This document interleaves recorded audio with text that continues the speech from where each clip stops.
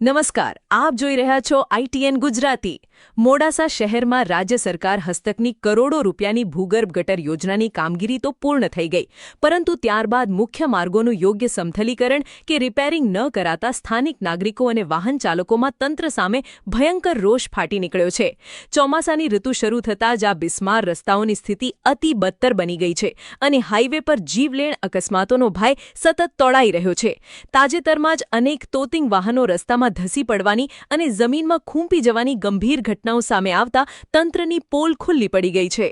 બિલકુલ કોર આ બિસ્માર રસ્તાઓના કારણે માલવાહક ટ્રકો અને વાહનો જમીનમાં ધસી જવાની તેમજ ખૂંપી જવાની ગંભીર ઘટનાઓ રોજબરોજ સામે આવી રહી છે।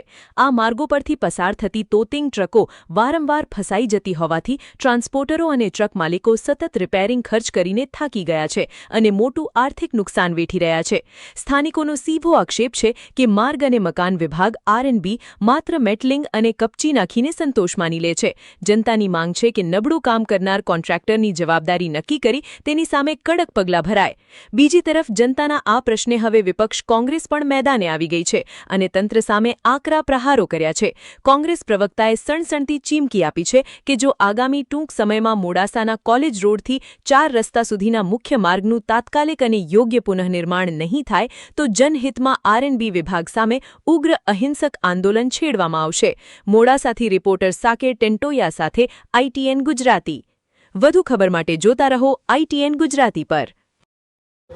મોડાસાના મુખ્ય માર્ગો પર ભૂગર્ભ ગટર યોજના જે રાજ્ય સરકારની હતી અને એમાં રાજ્ય સરકારની યોજના હેઠળ ભૂગર્ભ ગટર યોજનામાં જે પાઇપલાઇન લાઈનો નાખવામાં આવી છે, ઘણા સમયથી રહેવાસીઓએ અને નગરજનોએ વારંવાર રજૂઆત કરી છે કે આપણે જ્યાં ભૂગર્ભ યોજનાની ગટર લાઈન નાખી છે ત્યાં અન્ય જગ્યાએ તમે જ્યારે રોડ બનાવી દેતા હોય તો આવી જગ્યાઓ જ્યારે જાહેર માર્ગ છે જ્યાંથી બહુ મોટી સંખ્યામાં વાહનો પસાર થાય છે ને આવા પસાર થતા વાહનો જ્યારે મોટી સંખ્યામાં પસાર થતા હોય અને જ્યારે ચોમાસાની ઋતુ હોય અને છતાં માર્ગ મકાન આ અંગે કુંભકર્ણની નિંદ્રામાં હોય, ચોક્કસ કોંગ્રેસ પક્ષ સાથે માગણી કરે છે અને આજે અહીંયા 2 વાહનો આજે રોડના નીચેના ભાગમાં ઘૂસી ગયા, એમને માલિકોને ક્રેન બોલાવીને પોતાનો ખર્ચો કરવો પડ્યો।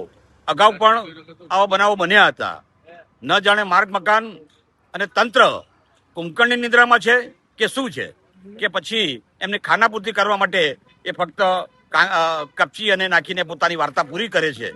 જો ટૂંક સમયમાં કોલેજ રોડથી લઈ 4 રસ્તા સુધી જે ભૂગર્ભની યોજનાની ગટરો નાખવામાં આવી છે લાઈનો, અને એમાં કોઈ પણ સંજોગોમાં જો આ રોડ બનાવવામાં નહીં આવે તાત્કાલિક તો ના છૂટકે અહિંસક માર્ગે માર્ગ મકાનની સામે આંદોલન કરવાની કોંગ્રેસ પક્ષને ફરજ પડશે।